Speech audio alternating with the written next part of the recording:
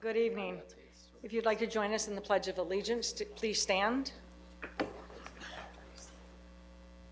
Pledge allegiance to the flag of the United States of America and to the republic for which it stands, one nation, under God, indivisible, with liberty and justice for all.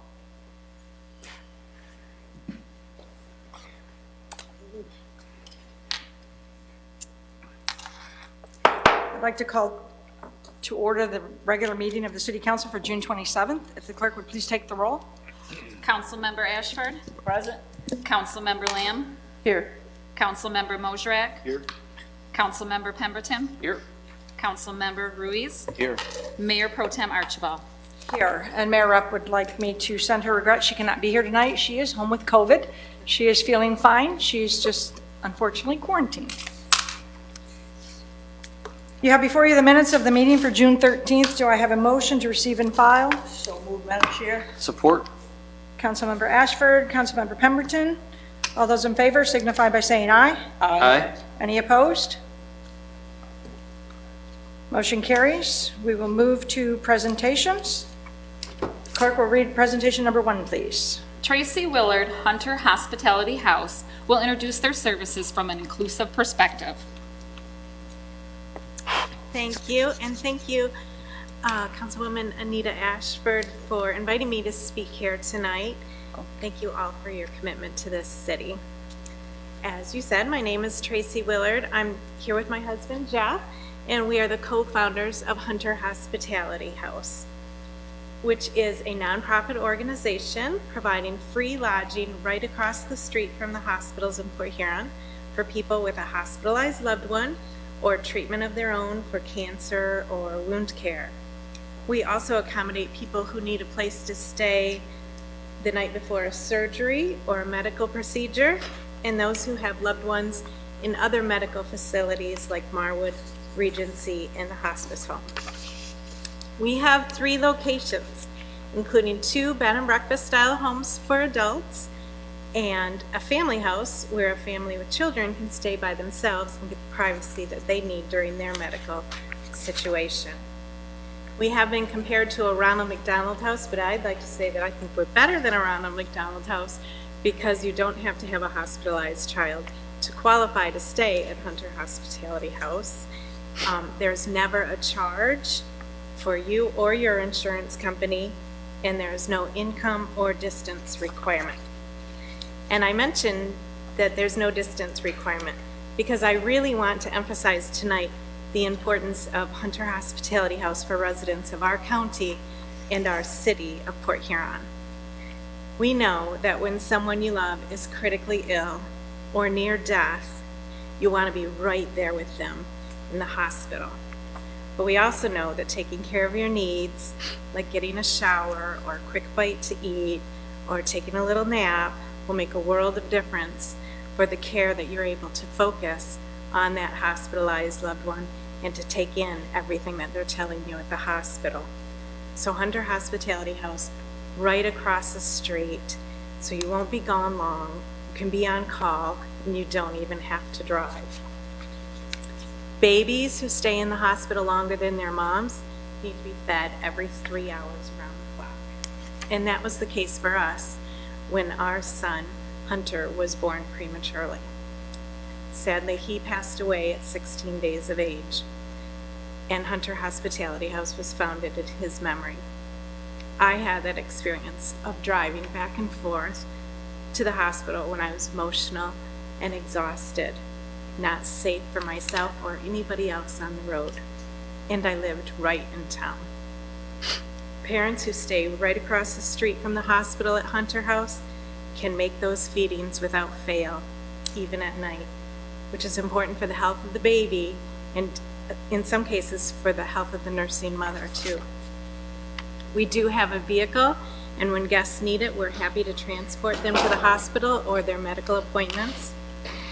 And while I'm mentioning driving, I'd like to emphasize again that it's very important not to drive when you're exhausted from caring for a sick loved one or getting outpatient treatment yourself. Drowsy driving contributes to nearly 10% of all crashes, according to AAA.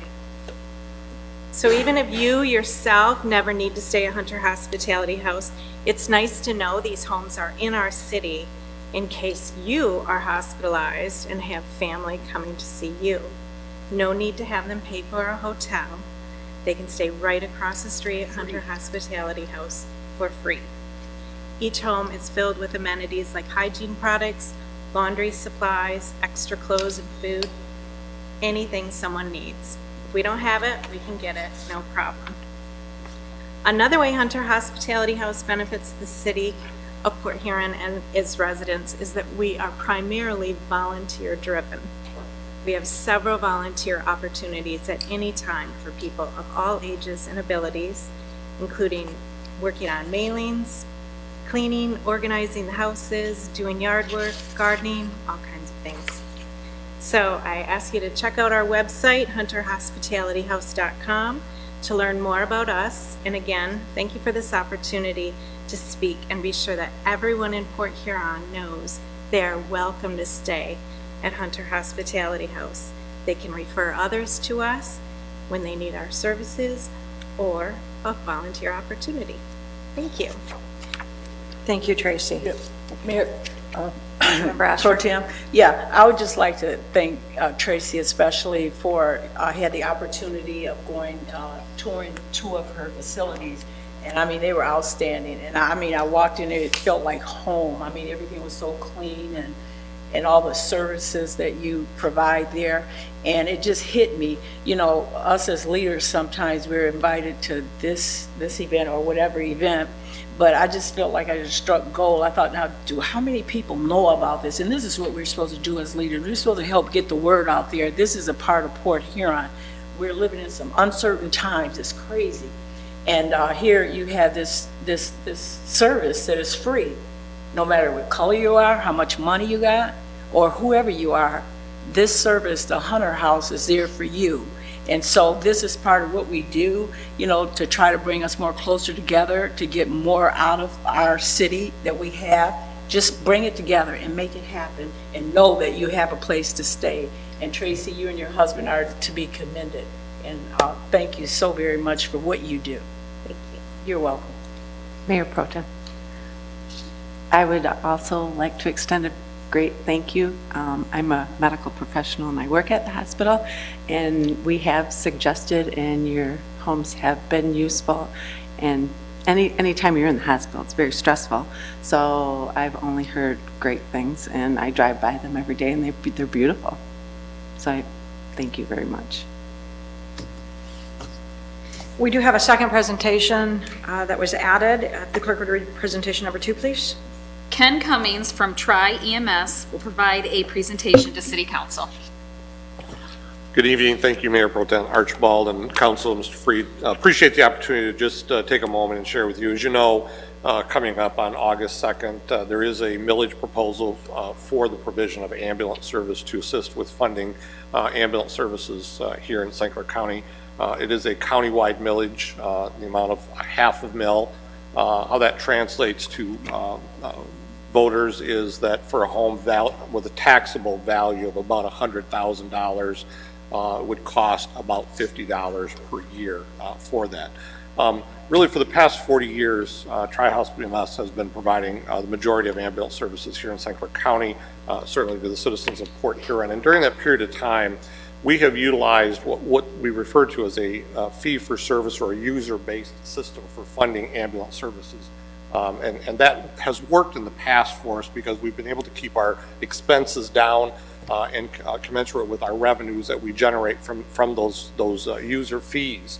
Unfortunately, with the user fee-based system, only the user of the service is the one actually paying for the service, but every citizen or every person in the county has access to the service. And really what we're finding is that cost of what we refer to as readiness is what's driving our expenses up significantly, and the revenues we generate from providing the service to those users is simply not supporting that cost level. We started to notice this several years ago, even before COVID hit. COVID certainly exacerbated that problem for us. And with the current economic situation that we face today, it's gotten even worse. There are really a couple of things that are specific that these funds would be used for if the voters approve it in August. The first and foremost, like many businesses throughout Port Huron and St. Clair County, we're experiencing an extreme staffing shortage of personnel. We currently have a vacancy rate of about 17% within our organization. And when you're an emergency service provider, vacancies really don't work for you because we still have to have the same resources deployed every day for when the citizens need service, and we have to have that service available for them. So we're backfilling a lot with overtime, management personnel, and things of that nature. The problem we're having with the staffing shortage is EMS is a regulated industry. And so all of our personnel must be licensed and certified that come to work for us. And so trying to find those individuals locally here has been a challenge for us. And so we've got to be able to recruit outside of St. Clair County. To do that, we need to increase our wages, and we need to have a wage scale that will allow us to compete with some of the larger markets throughout metropolitan Detroit. The second thing that has caused a huge problem for us is training. We simply do not have a training center here in St. Clair County. The community college, we had relied on them for some time to provide all of our training for EMS people, and in the summer of 2020, they decided to get out of the training service. And so we're left with no training center at all. Again, the hope is that these funds will be used to try to bring the training programs back to St. Clair County and allow us to gear up to produce the number of personnel that we need every year from right here within our own community here in St. Clair County. And really the third thing is that over the last 10 years, we've actually seen an increase in demand for service. At a time when we're experiencing extreme shortage of staff and rising costs, we're also seeing an increase in demand. More people are calling 911 for ambulance services today than they have ever called before. And that has presented us with a problem in that we don't have enough staff to meet that need. And so much of these funds will be used to add resources out into the marketplace. We want to add vehicles, we want to put more ambulances on the road so that we can respond to those requests that come in and that we can meet the needs of the public when they have a medical need out there. One final thought that I would just leave with you, like many businesses, when costs rise, when fuel costs rise, I'm sure everybody here is experiencing, when all of those costs rise, most businesses increase their rates or their charges to the consumer and pass those costs on to the consumer, and ultimately the consumers pay that. In the ambulance business, we don't have that ability. So as costs rise, our reimbursements are fixed. 94% of all the revenue we generate as an ambulance service comes from Medicare, Medicaid, and Blue Cross and Blue Shield. Those organizations determine what they're going to pay us. We have no input whatsoever into that at all. And so as our costs rise, our reimbursements remain stagnant. And so we have really only one of two options in order to handle those increasing costs, and that is we reduce services and get our expense load down below our revenue, or down near where our revenues are at, which we don't want to do at a time when demand is increasing. Or the second option is we go to the public and we ask them if they would support some form of supplemental funding to keep our operation moving forward. And that's really the issue that we're dealing with right now. As I said, we're proud to be the provider of ambulance service to the community. We feel we've done a great job. The public seems to be supportive of us, but we need their help right now in ensuring the long-term viability of ambulance service here in St. Clair County. So with that, I will stop. If you have any questions, happy to answer those. Mayor Pro Tem. Councilmember. May I ask, you said SC4 at one time did some training. How long were they in that position to do that? They had done it for, I want to say, about 7 or 8 years. The state of Michigan changed the regulations for training about 8 or 9 years ago, and it required accreditation in order to teach EMS training programs. Rather than compete with the college, we actually partnered with the community college, and so they agreed to do the training. But in the summer of 2020, they made the decision that it just wasn't economically feasible for them to continue that program. They were not generating enough income to do it, and so they informed us that they would be discontinuing that program. Okay, thank you. Any other questions or comments? Thank you. Thank you. We do have 2 public hearings on the agenda. If the clerk would read public hearing number 1, please. To hear comments on the continuation of the Downtown Special Assessment District for the ongoing maintenance of the Huron Avenue Streetscape project.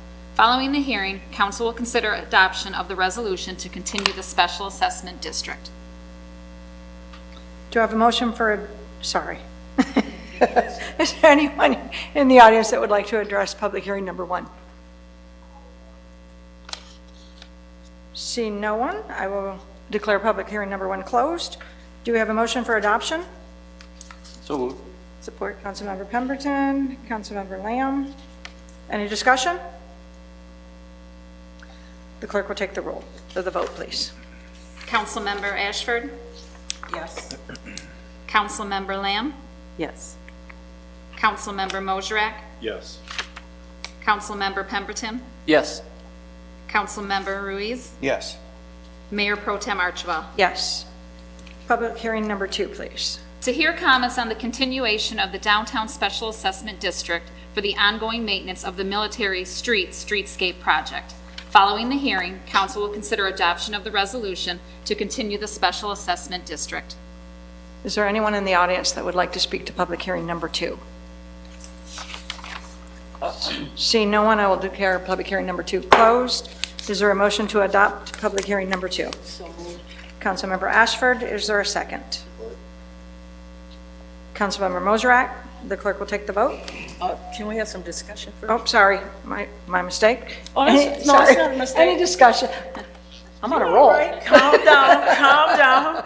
She don't really hold a chair sometimes. It's all right. The best thing about being human is that you're human and you can do that. So anyway, I just wanted to say, when we have these before us, the special assessment district, what is it? What does that entail? What are we really saying to our downtown? Yeah, so these are the 2 special assessment districts that are a property owner requested.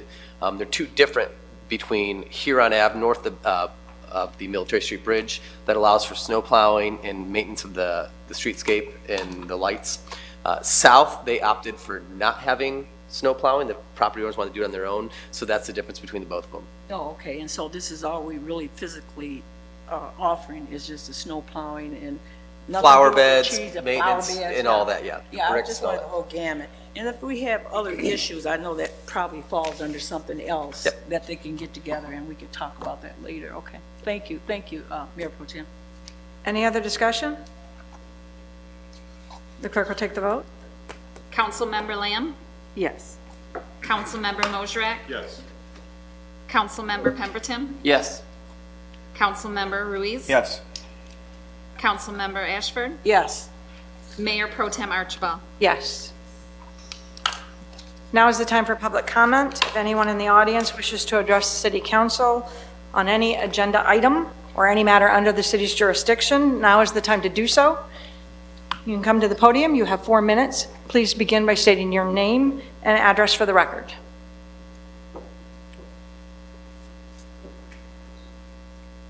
Good evening, Mayor Pro Tem, council members. I'm here tonight to direct some comments with the very general public here. The fact is, at the end of this week on Friday, July 1st, we start a new budget session. And despite the $18 million that we got in the American Rescue Plan, the senior citizens of Port Huron will not benefit by any of this $18 million. I just thought that would be something that everybody should look at as we move forward. We know our water rates are going up, our sewer rates are going up, and it's just a kind of a complicated formula. It's almost like our gasoline and our utilities and stuff. But I just think it's something that we really have to look at. The reason that I guess I'm discussing that now is I just kind of watched a different movie the other night. It was No Country for Old Men. And let's not turn Port Huron into a No Country for Old Seniors. We have to look forward to that. The other thing that I really liked about, and it really bothers me, I've only had a brief minute to talk to one of the council members, but it's the cancer on Edison Shores. And by I mean the cancer on Edison Shores is the political posting, banners, pennants and stuff. They're there every weekend. They take up 4 or 5 spots, and on these signs and stuff that are put up there, they're using very strong terms to cite our president and to cite many things that are going on. And I just like to refresh some of the things when you look at it, because I went and spent on this, and I know everybody said, well, they have rights to do this, they have rights to not do that. But you know, the city of Port Huron, that's a public place. And it's basically, it says here, Political signs are protected under free speech provisions of the United States Constitution and state constitutions, but local governments may regulate the placement of political signs on public property. Posting political signs on public property falls under the jurisdiction of municipalities, counties, and other governments. You know, and I'm just asking you, when you guys go back and meet for yourself, do you come up with some kind of plan so we don't have that there? I just think it's so impolite for the people who stay in the hotel there, the people that go to the convention center, and when they look across to look at the river, the 4x8 sign that says F the President. And I just don't like it. It's not good for Port Huron's image, and I think you guys can do something. Thank you. Thank you.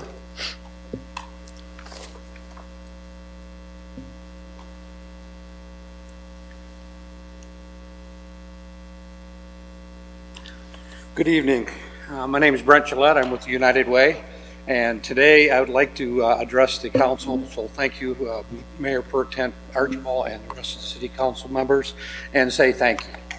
On behalf of the National Letter Carriers, I want to thank you for the partnership of the Letter Carriers Food Drive back in May.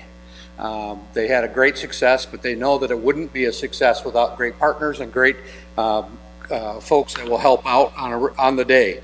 And I wanted to give you the outcome. The end results of that is we raised 52,000 pounds of food in one morning. Wow. And out of that, 30,000 pounds were right here in Port Huron, in the city of Port Huron.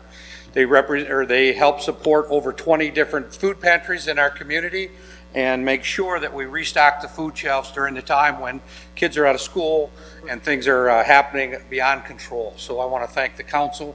I want to thank all of the folks that put food out and any of the volunteers that came out to help support that project. It was well worth it and definitely strengthened our community. So thank you very much. Thank you, Brent. Great job, and we are proud to be a partner.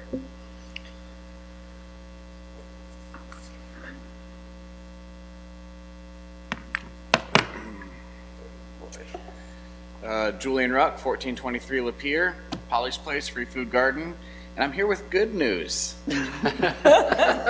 Isn't that exciting? Push, persevere, persist. Last week, I was able to meet with David Haynes at the garden and walk through it in detail, and I think he can back me up in saying that there are reasons that it's important to walk through this garden in particular, in that it's organized and operates much differently than any other gardens you might be used to. We don't use tilling. I receive yard waste from 3 local landscapers in the neighborhood that we integrate into the soil. So there's a lot going on with that. And basically, the result of our conversation was that, you know, my concern with wanting urban ag zoning was I didn't want any garden in town to exist by the grace of the city and no other protections. So now we're in a grace period, which means urban ag zoning is coming. And we're gonna make that happen here in the city for people, and particularly with regards to chickens and how many they may have and other issues. So right now, these gardens exist until such time as the planning department can get that zoning on the docket and plan. So that's the good news. Okay, and for the rest of my time, I would like to just kind of provide some perspective. We've had some people here tonight talk about rising costs and an uncertain future. This is my mindset 2 years ago, you know, maybe a doomsdayer, but at that time, I was like, wait a minute. These are rather simple things we need to do to move forward as a society and culture, and we're not able to do it. COVID kind of showed the cracks in the system, and I don't believe there's a going back. The best we can do, instead of trying to reach for some foothold in our past, is to observe what's in front of us and grab something in front of us. And, you know, there's probably a push to have Port Huron elevate itself to the same kind of quality of life and standard as other cities around Port Huron. But moving forward, I think we can go better. I think we can have a better quality of life than other cities and villages around Port Huron. One of the main reasons I believe that is because it would not take very much, all things considered, to permanently end hunger in this community. What you don't know, probably, about me is the past 5-6 weeks I've been temping full-time for Mterra. And that was by design, because in my mind, the two most important roles in any community are growing food and waste management. So I did that so I could get my eyes on exactly what the community and whole region is throwing away. So I can tell you with utmost confidence, about 20 to 25% of what this community throws away could be layered and repurposed into garden beds. Free food for everyone with our waste streams. Better than that, before the waste even gets to the curb, the community can be educated how to absorb food scrap, grass clippings, leaves, brown cardboard onto their own property before it even gets to the curb. So that's the agenda I have. I really believe within 2 years, with active participation, we can completely and permanently end hunger in this community. That's it.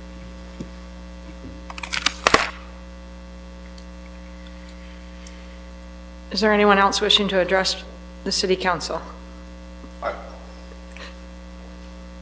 Good evening. My name's Greg Whittakin, owner of Elite Feed at 327 Huron Avenue, and a new city resident. My wife and I recently moved downtown in one of the new lofts. We love it. It's so great to be down here and be close to our business. Now that we are down here, though, I'm here 24 hours a day. I see things that I think that you guys, as our city leaders, need to see and maybe try. I know police shorthanded, I know that. Every day we face people speeding through town at speeds that most of you guys wouldn't believe they would drive through Port Huron during the day, let alone at night. I had the opportunity to be able to sit with one of the council members last week, and we sat outside my store, and as we sat there, we almost witnessed an accident right at Huron and McMorran at 9:30 in the morning. I don't know if we can set an example by maybe getting a patrol car that is dedicated to downtown 1 or 2 days a week. I think once we start making an example of some of these people, the other people will be a little scared to do the things they're doing. I know that Mayor Freed, you guys are working on business owners and employees parking on Main Street in front of their businesses or someone else's business. I mean, it's got to stop. We've got plenty of parking off-site. If it comes to a business having to pay for their employees to park in a different lot, then the business owner should do that, because we need these parking spots for our customers. Our store in particular, we help a lot of older people that have a hard time getting around walking. They can't walk 2 or 3 blocks, but then you've got a business owner parking right in front of their store or our store or another store. Mayor Freed said tonight that they're going to start chalking tires again. That's great, but we really need to do it. I wish sometimes that I had the authority or the ability to ticket these people, because I sit there and I watch them park at 8 in the morning, and I watch them go back to their car at 4 in the afternoon, and the vehicle never moves all day. So I just ask that as we're getting into the busiest part of our year, we all know that Blue Water Fest is coming up. We're going to have just throngs of people downtown. Right. Let's try to make it safe for those people, so when they leave, they don't leave with an impression like, well, I was scared to walk across the street because I had somebody flip me off because they wanted to turn even though I had the right of way, or watching people run through red lights. The police department could make a lot of money writing tickets. And if those people don't want to come back down here, we don't really need those people down here, because they're not down here shopping or walking around with their family. They're just down here to create havoc and get wherever they're going as fast as they can, and it won't matter what happens. So thank you for your time. Thank you.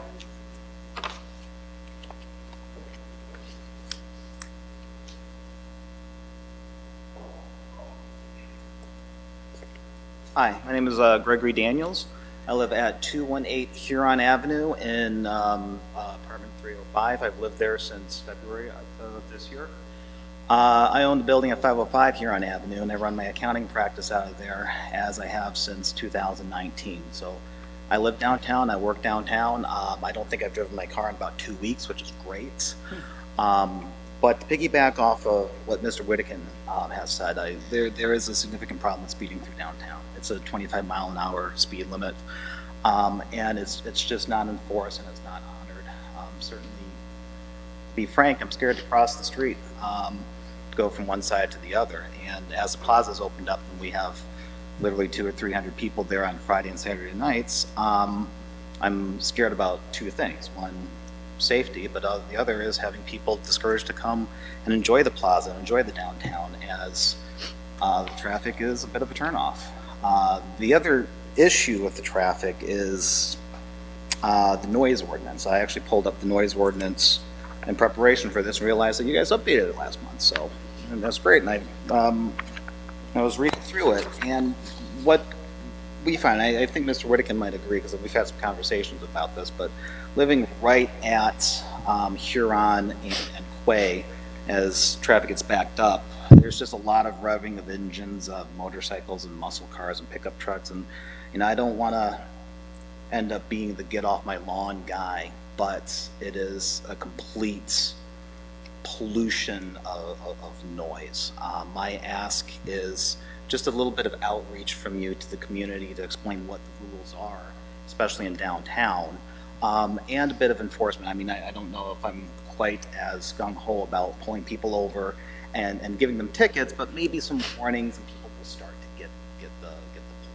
And I think the downtown will be better off for it. Thank you. Thank you.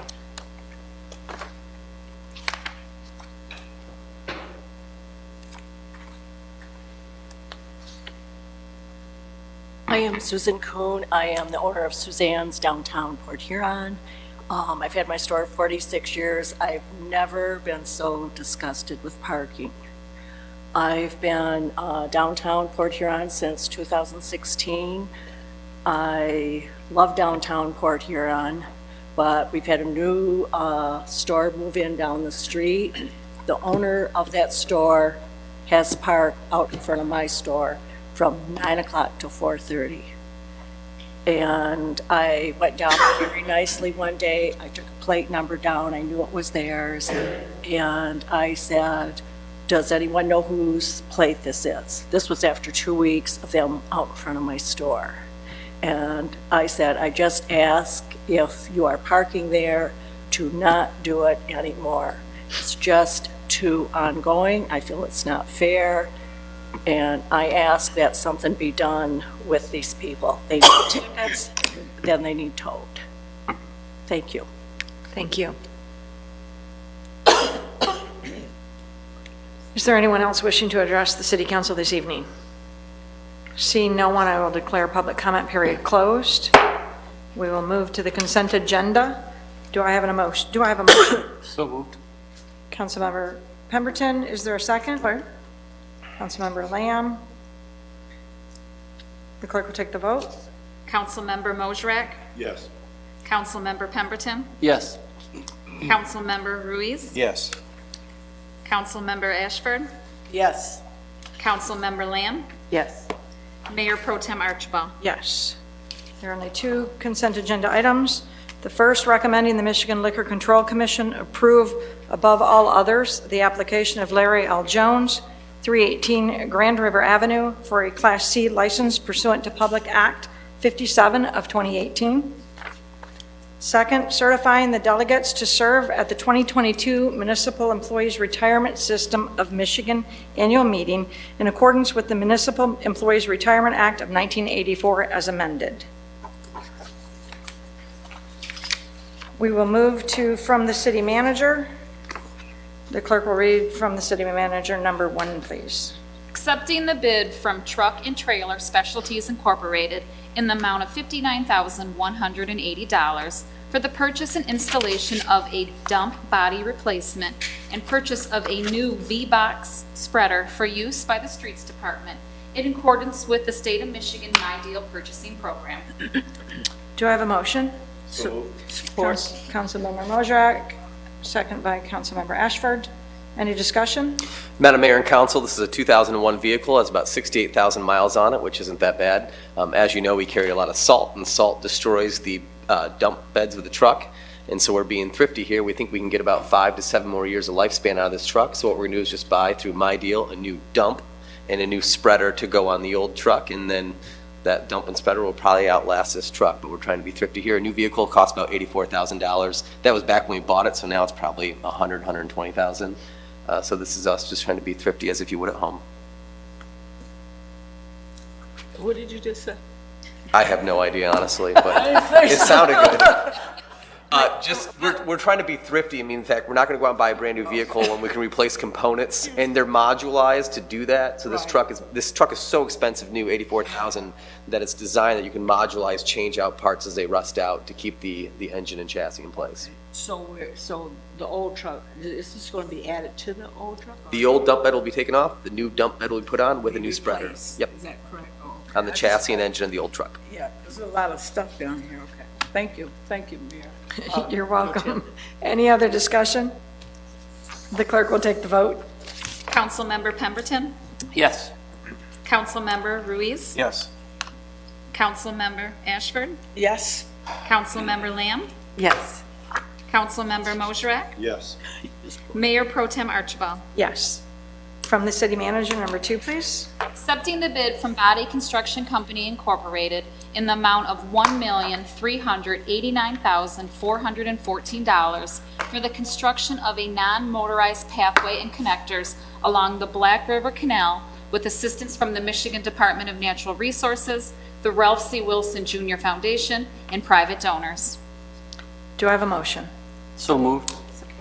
Councilmember Pemberton, Councilmember Lamb. Any discussion? Mayor Pro Tem and Council Carter, do we have an image to put up? Excellent. As he's putting this up, it should be of a bridge, I hope. There we go. That is a photo of a pedestrian bridge which will be placed across the canal. We will enhance a pathway and bikeway along Gratiot Ave. From Gratiot Ave westbound, we will follow the top of the canal, creating a new bikeway, and then between Holland Middle School and Port Huron Northern, we'll create a new bridge with pathways leading those campuses. We talk about public-private partnerships. I want to go over the funding model here because it's very complex. So the community foundation partners, our various foundations, will be investing $600, so this is a $1.4 million project. $626,000, $834 will come from the community foundations. The City of Port Huron will put in $315,057 of ARP funds. The Ralph C. Wilson Foundation will put in at least $242,172. The DNR Trust Fund will put in $240,000. That's a grand total of $1,424,063. Our low bid was $1,389,414. We have a contingency in there of $83,586 for a total project cost of $1,473,000. If you do the math on that, we are short $48,937. But I have been assured by donors in the community we will raise that money in the next 2 weeks. So this is going to be a $1.4 million project, and from the taxpayers in Port Huron, it only costs $315,000. The reason why this is important is not only creates new walkways and recreational pathways for our community, it also creates resiliency within those campuses. For instance, in the middle of winter, we had a gas leak at Holland Woods Middle School. Those kids had no place to go, so they had to be emergency bused to Port Huron Northern Gym. Well, we took care of that gas leak. If we had this pedestrian bridge, we could evacuate those kids to the nearest campus, vice versa. Also, this will promote the ability for high school students to do volunteer hours within Holland as well, since they're connected. So that is the plan. It should be a once-in-a-generation project. It's going to be a beautiful bridge that spans that canal. It will be high enough to get your boat under. We did measure it, put a little engineering into it. For those I know it's going to ask, it's going to be much higher than the Tanner Gate. It'll be 8 feet wide all the way across. Mayor, Councilmember Ashford. Yeah, I think this is a good thing to do, and it's actually a continuation and enhancement already on the Bridge to Bay Regional Trail. So we're just kind of fulfilling and bringing that to fruition. Correct. It's really been a priority of the Community Foundation of St. Clair County and the Ralph C. Wilson Foundation to create pathways. So you can now take the Bridge to Bay Trail all the way from one end of the city to the north end of the city. Right. And they will continue to build that even further north. And thank God we don't have to go into the general fund, I don't think, right? No, correct. Okay. Any other discussion? The clerk will take the vote. Councilmember Ruiz? Yes. Councilmember Ashford? Yes. Councilmember Lamb? Yes. Councilmember Mosherak? Yes. Councilmember Pemberton? Yes. Mayor Pro Tem Archibald? Yes. From the city manager, number 3, please. Approving amendments to the 2021-22 budget for end-of-the-year adjustments. Is there a motion? So move. Support. Councilmember Ashford and Councilmember Pemberton. Any discussion? Yes. I guess you better go too, right? Go ahead. You might answer something. All right. Say, go ahead. I'll do my best. The bulk share of this, again, is ARP money coming in, and based on the accounting standards put out by Treasury, those funds must be moved out, transferred out. We also have an additional $2 million of income tax. We do believe that is an outlier, given all the COVID relief funds that were put out there and administered through payroll and through unemployment benefits across the city. So that is unusual. We also have more grants than usual as well. Accordingly, you'll see that transfer out of $4.7 million to other funds. That is ARP money lost revenue that we've declared. That will be there for future capital expenses. You cannot realize that funds until you've expended them. And then the rest are simple adjustments you would see for year end. And you did answer one of mine, the ARP. And then also, does this budget reflect the inflation that is going on? Correct. Goods and services are going up. Right. Okay. Thank you. Any other discussion? I would just say goods and services are going up, so we're able to defer capital, rebid projects, and adjust the capital improvements. Just want to touch back on what Ken Cummings said. He does not have that ability, so as we were able to look at things and just hold off and defer maintenance and capital to address for inflation, unfortunately, Tri-EMS doesn't have that. I look at operating budget, I'm not sure how you do it, Ken, for all these years. So I'm looking at what we went through this year, and we can just trim back on some capital, and you don't have that luxury, so kudos to however you're doing it. Clerk will take the vote. Councilmember Ashford? Yes. Councilmember Lamb? Yes. Councilmember Mosherak? Yes. Councilmember Pemberton? Yes. Councilmember Ruiz? Yes. Mayor Pro Tem Archibald? Yes. We will move to resolutions. Since we just had a discussion, does anyone on council have any objection to taking items 1 through 6 all at once? I don't have any objections, but is that legally right? Is it in order? It is correct, Okay. yes. Okay. With that, the clerk will read 1 through 6, please. Approving a new 4-year collective bargaining agreement with the City of Port Huron utility workers through June 30th, 2026. Approving a new 4-year collective bargaining agreement with the City of Port Huron utility workers supervisory unit through June 30th, 2026. Approving a new 4-year collective bargaining agreement with the Port Huron Police Clerical Association through June 30th, 2026.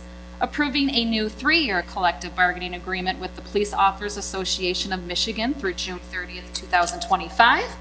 Approving a new 3-year collective bargaining agreement with Command Officers Association of Michigan through June 30th, 2025. And approving a new 3-year collective bargaining agreement with the Port Huron Firefighters Association through June 30th, 2025. Do we have a motion for resolutions 1 through 6? So moved. Support. Okay, we'll go with Pemberton and Mosherak. That's the first 2 I heard. Any discussion? Madam Mayor and Council, I became your city manager in 2014, coming out of a recession, and then we addressed the unfunded liability issues. We have had no greater partners at the table helping solve our solutions than our labor groups and our workers. When needed, they took dramatic concessions to help balance the budgets. We talk about the unfunded liability crisis being solved. That's because our workers cut their pensions, cut their benefits, and took pay freezes to make sure that we could balance our budgets. because of their sacrifices, we were able to maintain core public services, police, fire, quality parks and recreation. So they really made those sacrifices to get that done. We now have before us contracts that provide moderate but consistent raises over the next 3 to 4 years. I wish it could be more, but it is a start to help us keep competitive. It allows us to maintain talented workers. We're able to address some of the certifications and the amount of sophistication it takes for some of these jobs now to become a water plant operator or a wastewater plant operator, to maintain a CDL, to be able to be a police officer, a firefighter, an EMS. These certifications require significant training, significant investment, not only in time and education, and we're competing with limited workers in a very competitive environment. And so this is a step in the right direction. I know that has been the goal of the mayor and council to become more competitive with wages, to become more competitive in the workspace. And so this is a small step, but a first step in doing so. But again, you know, I talk to city managers around the state, and they talk about, oh my gosh, working with the unions is so hard. And I guess I've never had that problem. I mean, our collective bargaining groups are just at the table.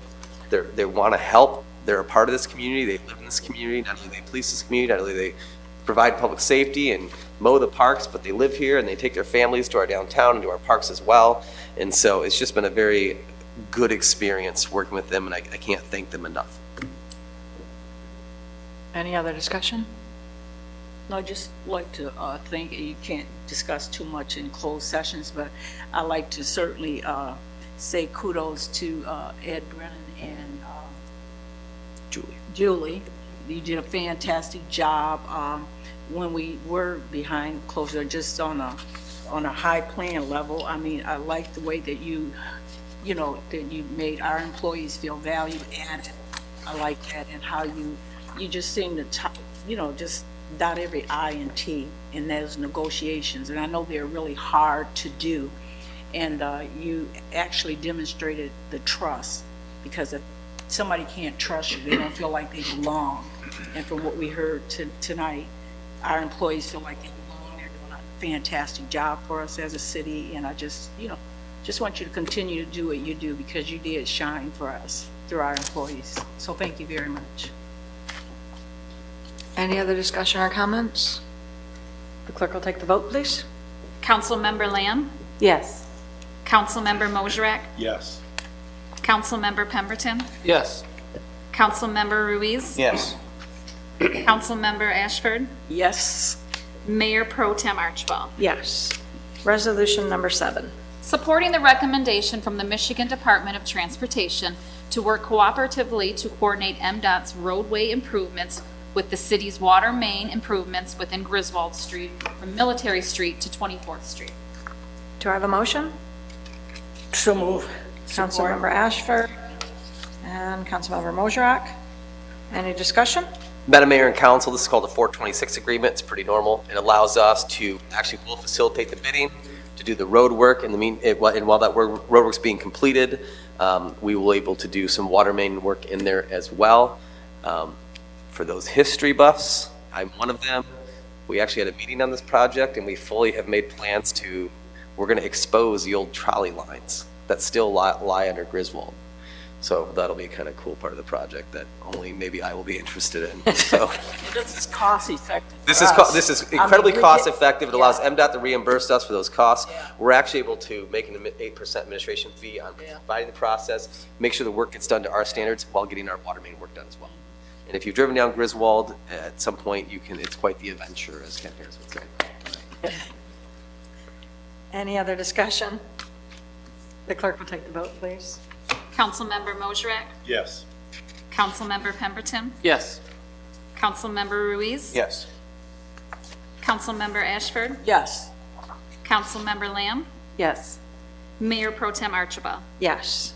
Resolution number 8. Supporting the recommendation from the Michigan Department of Transportation to work cooperatively to allow the City of Port Huron to advertise and award MDOT roadway approach project at the railroad crossings located at Pine Grove Avenue at Whipple Street as part of the Michigan Department of Transportation's 426 process. Do I have a motion? So moved. Support? Councilmember Pemberton and Lamb. Any discussion? Madam Mayor and Council, I'd like to thank Harlan Bloomcrest, who has stopped in my office no less than 7 times in the last 2 years to complain about this railroad crossing. I told him we're working on it, and we are. Lake State Railroad is going to completely rehabilitate that crossing and reconstruct it in partnership with MDOT and the city. That it's, Ernest Camera Shop, Palms Crystal, right around there. If you've driven over there with your morning coffee, you have spilled it on those railroad tracks. It's progressively gotten worse. This should be a fall project. We really want to avoid the summer season. With all the work going on Pine Grove right now is already mind-boggling. I don't want to have to throw in this railroad crossing until that's done. So it will be a fall project. Any other discussion? Clerk will take the vote. Councilmember Pemberton? Yes. Councilmember Ruiz? Yes. Councilmember Ashford? Yes. Councilmember Lamb? Yes. Councilmember Mosherak? Yes. Mayor Pro Tem Archibald? Yes. Resolution number 9. Approving the agreement with Rowe Professional Services Company for professional construction engineering services for the construction and installation of a new skate park facility at Optimus Park. Do I have a motion? So moved. Councilmember Lamb? Is there a second? Councilmember Pemberton. Any discussion? Madam Mayor and Council, Mayor Pro Tem and Council, you approved the contract with the construction firm at your last meeting. This is for the engineering firm to oversee that project and make sure it's done properly and to spec. Any other discussion? Councilmember Ashford? Yes, thank you. So we're just wiping out what's there before, right? This is Correct. this is ground zero. It's going to be a complete reconstruction of that skate park. It will be the most impressive skate park, I would say, within the region. So it's more than $880,000. We've got a Tony Hawk Foundation grant, Ralph C. Wilson Foundation grant to make this project happen. This will be a regional, maybe a statewide draw for those who skateboard and, I don't know, scooter, whatever you do. I'm not doing it, but they do it. And they designed it. It is impressive again. Nancy Windsor did a great outreach with these skaters and folks who typically aren't at a city hall meeting with people and helping design and what they want to see. And so just the entire process was very enlightening. It really helped us connect with a population that we normally don't get to connect with. And hopefully in years to come, that really is fruitful for the city.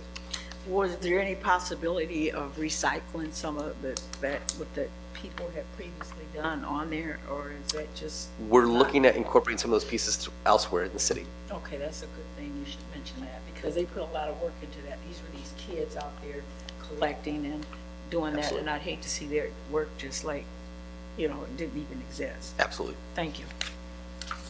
Any other discussion or comments? Clerk will take the vote, please. Councilmember Ruiz? Yes. Councilmember Ashford? Yes. Councilmember Lamb? Yes. Councilmember Mosherak? Yes. Councilmember Pemberton? Yes. Mayor Pro Tem Archibald? Yes. We'll move to ordinances. The clerk will read ordinance number 1, please. Second reading and enactment. An ordinance to amend Chapter 26, floodplain management provisions of the State Construction Code of the Port Huron Code of Ordinances for the purpose of updating the chapter to adopt new floodplain maps. Do I have a motion? So moved. Councilmember Pemberton, is there a second? Councilmember Mosherak? Any discussion? Madam Mayor Pro Tem and Council, I mentioned this last time. The floodplain maps have changed slightly, but not a lot. But if you were in a home that wasn't in a floodplain map, but now is a floodplain map, it could really affect your homeowner's insurance. And as I've said before, I would be really upset if I got an unexpected bill for my homeowner's insurance. So call us. You can call the planning department. We can run your parcel ID number and your address and find out if you're in the new map. And then you can call your homeowner's insurance. I just don't want residents to be surprised.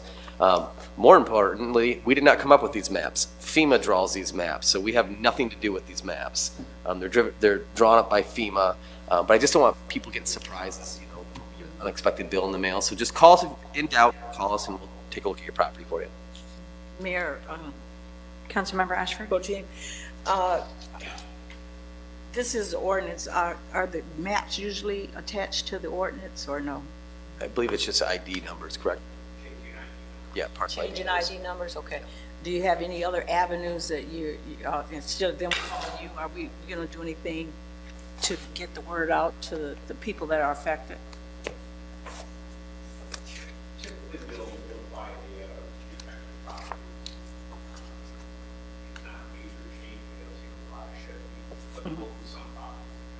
And there will be some kind of interface with the people that are, okay, tired, okay. This is mandatory, all people that we adopt this. Mhm. We're going to look forward to flood insurance, this is part of the Right, and I see here it's just part for the course where the red, where it's all outlined, that you just hit the key points here about the insurance and the maps. So that's all you wanted to communicate, but that's important. So, thank you. Any other discussion? Clerk will take the vote. Councilmember Ashford? Yes. Councilmember Lamb? Yes. Councilmember Mosrak? Yes. Councilmember Pemberton? Yes. Councilmember Ruiz? Yes. Mayor Pro Tem Archibald? Yes. That concludes our agenda. We do have a couple of announcements. City offices will be closed on July 4th in observation of Independence Day. And Yard of the Year nominations for the Beautification Commission's annual contest can be submitted to the city clerk office by July 15th. Does anyone on council have any announcements they would like to make? Mayor Pro Tem, Councilmember are Lamb? we going to follow what I've experienced in the past where in July and August there's only one meeting for council? Usually it's on that announcement also. Usually it is on here, correct? Yeah. It'll be on the next one. It'll be on the next one. It'll be in Thank July. you, Councilmember Lamb. That will be on the next agenda, and we will handle that at the next meeting. Anything else? I don't have an announcement, but I'd just like to thank the residents, the business owners that came before us tonight. I wholeheartedly concur with some of their comments that they were making. You know, and I hope the city administration, James Freed, you know, as your boss, you're looking to that. I will do that. And even if you don't get the cars, I mean, some police presence need to be there. And also, I think this is a two-way street. I think the property owners need to get together because, you know, what we started, you can put a whole lot of stuff in a lot of places, but you got to be for sure that you have to compensate for whatever the fallout is. I mean, we're growing here and we're growing in leaps and bounds. We're putting this here and that here, and we're putting all these people down here, and that is going to bring, you know, police presence. You know, you never know what's going to happen, but we have to be prepared. And also with Wrigley's, I think there's about 36 residents. So what you've done is you've got a whole new community with a different look. It's not the backyards, but it is the streets and stuff. And somehow they have to get together too and help us, you know, to actually, you know, solve some of these issues that you can do on your part. And we need to do our part to meet you halfway. Because I can only imagine the frustration, you know, that you're going through. All I have to do is worry about somebody's tree falling over in my yard. So you don't have trees or anything, but you're still loft, and you know that's still one of our huge responsibilities to make sure you have the kind of service that you need, even if you guys have to start a group or whatever. I know we have, what's her name, Cynthia working down there? Natasha. Natasha, yeah. And, you know, maybe you could devise something, you know, I know you took notes, of course you did, and put something together so it could be a little bit more comprehensive. Something that, you know, like I heard somebody say some ground ruling or something like that. So it's going to be a hard sell, but it's not impossible, you know. If I could respond to that, it's kind of comical, only because of who was there at the last meeting. So we met with the business community several years ago, and I said, hey, I don't own a business downtown, we don't work downtown, so whatever parking scheme you guys want to come up with, let's do it. So we did permit parking and 3-hour parking in front of businesses. The idea was in front of retail and restaurants, you get a higher rotation of vehicles. You don't want an employee or a business owner parking in front of a retail or restaurant for 8 hours a day when you could rotate that spot 3 or 4 times for customers. And so we developed permit parking and we developed 3-hour parking. Then we had a court case, not our jurisdiction, but a court case across the state that said it was illegal a judge said, no, you can't chalk tires anymore. Well, then they went to the appeals process. So for like a year to 2 years, we couldn't chalk tires. So unless we had an officer sit by your vehicle for 3 hours, we were not allowed to ticket that vehicle. That has since been overturned, and we can go back to chalking tires and doing some reasonable measures. So we did. And sure enough, the people we ticketed the most were business owners and their employees. So so at the last meeting, we had a business owner come in and said, I got tickets here. They wanted us to make parking for their business so they could park in front of their business all day long. So that was at the last 2 meetings, and then we have you guys here today who don't want that. So this is what we've been dealing with behind closed doors with the business communities. How do we make this work? I've had business owners come in. We all agree to this deal. First round of tickets go out. Their staff get tickets. Well, can you make these go away? Can you take care of these tickets? And and it's like, no, fair is fair. There has been some monkey ball things get thrown into it. We got East Quay parking lot has been completely deconstructed, so we lost all of those permitted spots. Before that, it was Majestic parking lots. We lost all of those permitted spots. So we're trying to be reasonable to a certain degree of, we've got construction, we've got permitted spots. With that said, do we need to be more diligent to it? Most certainly. And I actually had a conversation with Chief Platzer about that 3 weeks ago. So the cadets will be on the patrol more. And we also want to educate the new, because there's a lot of turnover in the restaurants and retail business. So maybe new employees just don't know where they're supposed to park, and new loft residents move in and don't know where to park. And so we'll try to do better communication, maybe another mailer to let people know what's going on. But most certainly it is an issue. And as with speeding, I will make sure Chief Platzer is briefed on that. Well, I appreciate that very much, James. And also, I'd like to address, we had another person came up to us and was talking about, let's not forget our seniors, and so with the AARP.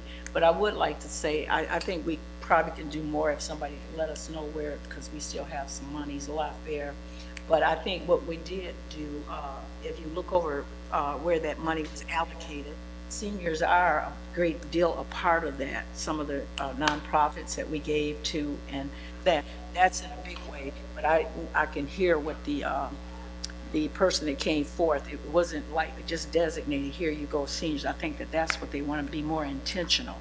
So we're working with the Coordinated Services Body. The Coordinated Services Body is all of the Community Action Agency, Council on Aging, all of our NGOs and nonprofits. They work together in a very strategic manner.